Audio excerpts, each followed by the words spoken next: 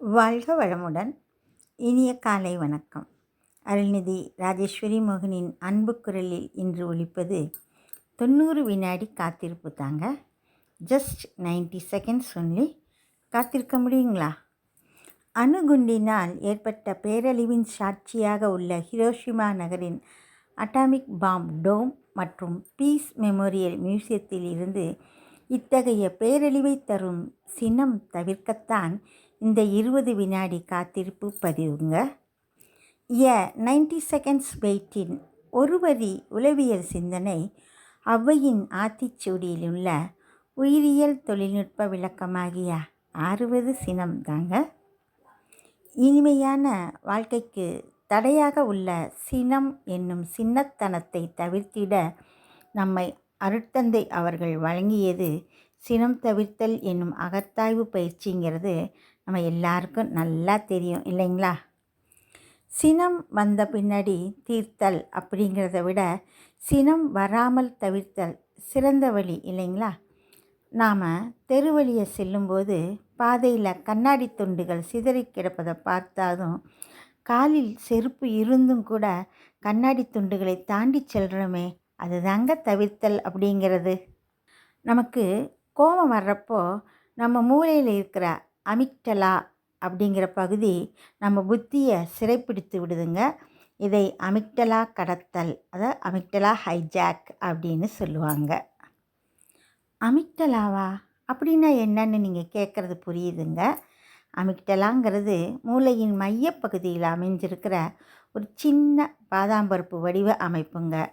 இதுதான் பயம், கோபம் மற்றும் மகிழ்ச்சி போன்ற உணர்ச்சிகளை கையாளுறதுலையும் நினைவாற்றலை சேமித்து வைக்கிறதுலையும் முக்கிய பங்கு வகிக்குதுங்க. நமக்கு கோபம் வந்த உடனேயே இந்த அமிக்டலா நம்ம உடம்பில் இருக்கிற அட்ரினலின் மற்றும் கார்டிசால் போன்ற ஹார்மோனுங்களை தூண்டி விட்டுருங்க. உடனே இதயம் படன்னு வேகமாக துடிக்கும், ரத்த அழுத்தம் பிளட் ப்ரெஷர் ஏறும். நம்மளோட சிந்திக்கிற திறன் தற்காலிகமாக வேலை செய்யாதுங்க. கோபம் வந்தால் நான் மனுஷனாகவே இருக்க மாட்டேங்கிறது பலரோட பெருமையான தம்பட்டங்க. அதனால்தான் பல், நகம் ஆகியவற்றை பயன்படுத்திய மிருகங்களின் நிலை மாறி 6வது அறிவு பெற்ற மனிதன் விஞ்ஞானத்தை பயன்படுத்தி தன்னினத்தை தானே அழித்து கொண்டிருக்கும் அவல நிலை காணப்படுகிறது அப்படின்னு விளக்குறார் நம்ம அருட்தந்தை. 90 வினாடி காத்திருப்பு.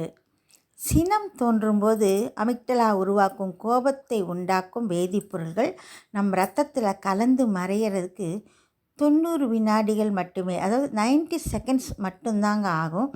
அந்த 90 வினாடிகள் நாம் எதிர்வினை ஆற்றாமல் அமைதியாக இருந்தாலே கோபம் தானாகவே போயிடுங்க. உண்மைதாங்க, கோபம் தானாக ஆறி போயிடும். 6வது சினம். 90 வினாடிகள் அமைதியாக சூடான தண்ணீர் ஆறும் வரை காத்திருக்கிறது போல் நம் மூளையின் ரசாயனங்கள் சமநிலை அடையும் வரை காத்திருந்தால் இந்த இடைவெளி நமது அமிக்டலாவை ஆறுதல் படுத்தும். அதனால் சினம் ஆறினால் புத்தி தெளிவடையும். அமைதியான குணம் எப்போதும் காக்கப்படும். கொந்தளிக்கும் நமது உணர்ச்சிகளும் சமநிலை அடையுங்க. அந்த 90 வினாடிகளில் நாம் மூச்சை ஆழமாக உள்ளிழுத்து வெளியிடலாம், இல்லைனா ஒரு டம்ளர் தண்ணீரை மெதுவாக உறிஞ்சி குடிக்கலாம். வாழ்க வளமுடன் என்னும் தாரக மந்திரத்தை அந்த 90 வினாடி காத்திருப்பின் போது உச்சரிக்கலாமுங்க. தனிநபரின் சினம் என்னும் சின்னத்தனமே குடும்பத்தையும் சமுதாயத்தையும் உலகையும் போர், பகை, பிணக்கு, அச்சம் அப்படிங்கிற வகையில் சீரழிக்குதுங்க.